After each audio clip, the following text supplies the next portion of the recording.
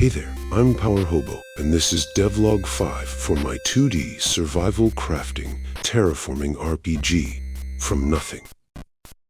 Up to this point, the world has been defined by what it doesn't have. No atmosphere, no life, just hostile conditions and the systems at your disposal to survive them. But terraforming the moon is the primary goal, and that isn't done by flipping a single switch. It's about slowly, systemically changing the conditions around you into something more tolerable. This is the point where those changes start to become visible. And the first real visible requirement for life is water. During and after rainstorms, temporary puddles can form in craters and low points. They don't last long, maybe a day or two, but they're important. They show the player that conditions are beginning to support standing moisture, even if only briefly. As time goes on, larger bodies of water begin forming in deeper craters and natural depressions, and once they appear, they stay. That distinction matters. Temporary water reflects weather. Permanent water reflects long-term change. Once enough environmental thresholds and player goals are met, the first signs of life will begin to appear.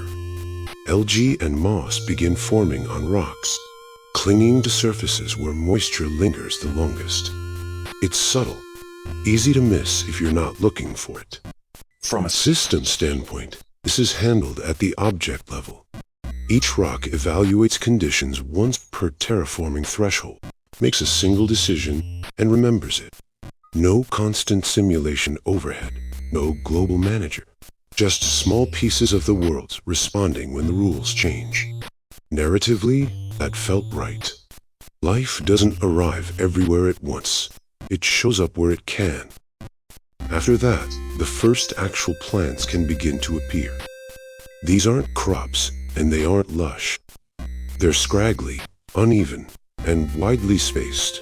More proof of concept than ecosystem.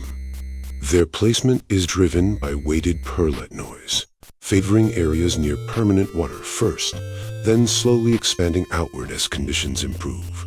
As terraforming progresses, it's not just where plants appear that changes, but also how many appear. They're permanent once placed, but the early stages are intentionally sparse.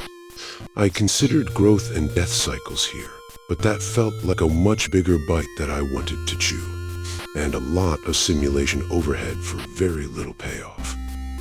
Grass and bushes are where the world really starts to change visually. Unlike earlier stages, these are introduced in deliberate passes. Small patches appear first, then expand outward over time. This part is more controlled by design. Grass dominates how the terrain reads, and too much too early would erase the sense of progression. Plus, I just like painting in grass tiles. As density increases, the world stops feeling empty. It's still dangerous, still unfinished, but it's no longer dead.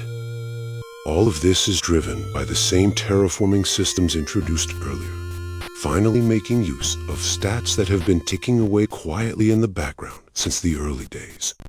But this isn't the end of terraforming. It's just the point where the world starts responding in ways that you can see, where you can finally look around and think, I'm changing this world.